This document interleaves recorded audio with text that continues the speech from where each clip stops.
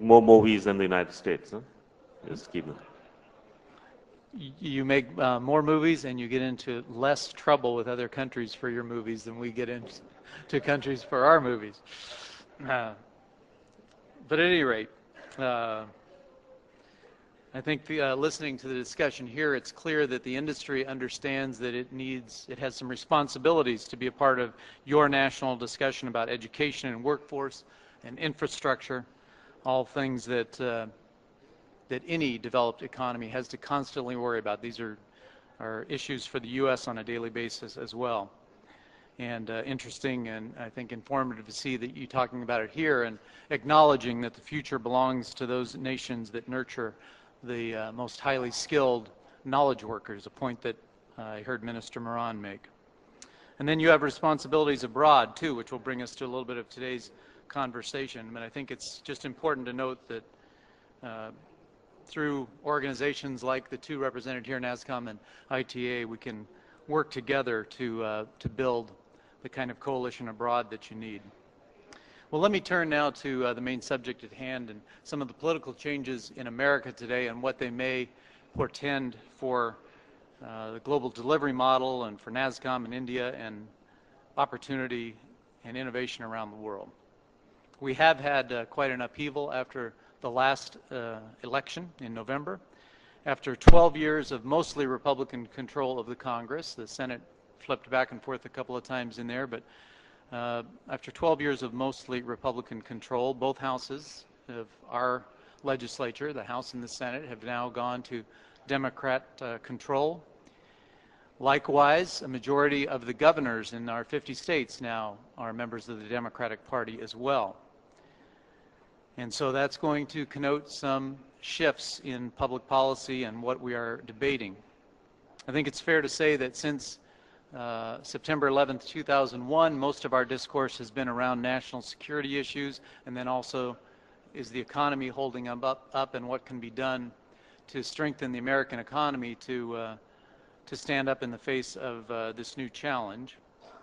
And arguably there have been some real successes there. We have not had another attack on our homeland in the intervening period, and unemployment in the U.S. is around 4.5%. Yet we find ourselves politically in a situation where all the polls show, despite low unemployment, very high anxiety. Anxiety certainly about potential terrorist attacks, but anxiety about jobs and the future for Americans, even though a very low unemployment rate.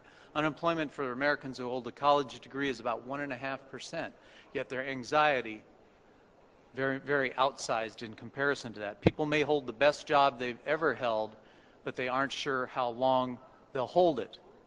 And part of that certainly is the globalization of work and the economy. And the fact that in our media on a daily basis you can see some story about jobs going elsewhere in the world, whether it be India or China, whatever. So low unemployment, but some high insecurity. And I think we're going to have a little bit different discourse and view of that in light of the elections. Let me give you a quick example. Robert Rubin was the Secretary of Treasury under President Clinton, widely revered as one of the great financial minds in our country. He went to speak to the newly elected members of Congress on Capitol Hill. And in the course of his remarks, he talked about the globalization of work, the efficiency that brings, how it connects back to innovation, and therefore don't do anything to disrupt our trade policy at a macro level. I'm sure he has some differences with the administration on this or that, but as a general point. Well, a newly elected member pushed right back on this revered thinker and said, you're not living in the same world I am. In my world, jobs are going overseas, and we are losing our place in the world. So don't tell me to leave trade policy alone. That is the mindset among many new members, among some of the new governors. And it's not simply, let me be clear, not simply only in one party. You can find populists in the Republican Party as well who question the trade policy, who question whether or not we're exporting jobs. Again, despite some of the data points I shared with you earlier. So we have more skeptics of free trade, I think, today than we did before the election now in the public square. And then on top of that, you've got the looming presidential elections in 2008. And really, you shouldn't think of those so much as 2008. Today, in February 2007, we are only a year away from knowing who the nominees are. With the changes in the primaries of the parties, we'll know 1 year from now who the two nominees for the parties will be. That means, as was mentioned earlier, that some positions are being taken and things being hardened right now. Because we don't have a presumptive front runner really in either party, we have this huge field. The Washington Post is currently tracking 23 different people for possible presidential nominees, and a very large and diverse group.